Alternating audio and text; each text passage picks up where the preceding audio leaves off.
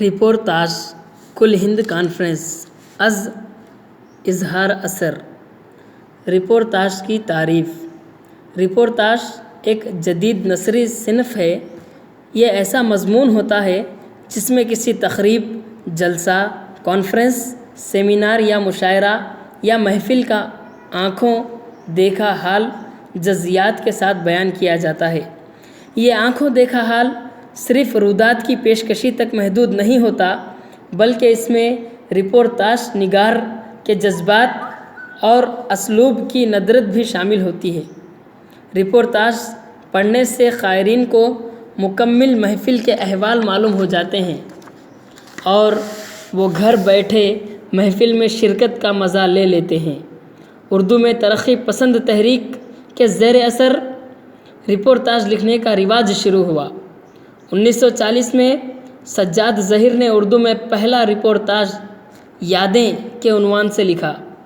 کرشن چندر کا کارپورتاژ پودے 1945 میں، عصمت چغتائی کا ممبئی سے بھوپال تک، عادل رشید کا خزاں کے پھول، صفیہ اختر کا ایک ہنگامہ، فکر تو نسوی کا چھٹا دیا، ابراہیم جلیس کا دو ملک ایک کہانی، ختیجہ مشور کا پھوپٹے، جگن ناتھ آزاد کا پشکن کے دیس وغیرہ مشہور ہیں۔ ذیل میں اظہار اثر کا تحریر کردہ رپورتاژ کل ہند کانفرنس کا خلاصہ پیش ہے۔ خلاصہ رپورتاژ۔ اردو کے مشہور ناول نگار اور ادیب اظہار اثر نے اپنے رپورتاژ میں غالب اکیڈمی دہلی میں 17 اپریل 1976 کو منعقدہ اردو کے ادیبوں کی کانفرنس کا حال بیان کیا ہے۔ اظہار اثر غالب اکیڈمی کو دہلی کا دل مانتے ہیں، جہاں یہ کانفرنس منعقد کی گئی تھی۔ مصنف نے رپورتاژ کے آغاز میں غالب اکیڈمی کا محل وقوع بیان کیا اور دہلی کے علاقے حضرت نظام الدین میں واقع اس اکیڈمی کے اطراف موجود یادگاروں، درگاہ نظام آباد اور مرزا غالب اور امیر خسرو کی آرام گاہوں کا نقشہ دلچسپ انداز میں کھینچا۔ غالب اکیڈمی کی چہل پہل بیان کرتے ہوئے وہ لکھتے ہیں کہ یہاں زندگی پورے آب و تاب کے ساتھ رواں دواں ہیں۔ کانفرنس میں شرکت کے لیے آئے شاعر و ادیب اور مند و بین ایک دوسرے سے زور و شور سے گفتگو کر رہے تھے۔ غالب اکیڈمی میں گہما گہمی دیکھ کر لوگ یہاں ہونے والی سرگرمی کے بارے میں جاننا چاہتے ہیں۔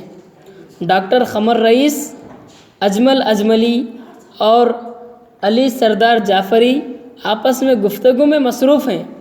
اکیڈمی کے دفتر میں ایک خاتون مند و بین سے 500 روپے وصول کر رہی ہیں۔ حال کے ایک توشے میں عصمت چغتائی، قرۃ العین حیدر، غلام ربانی تاباں اور کیفی اعظمی کسی مسئلے پر گفتگو کر رہے ہیں۔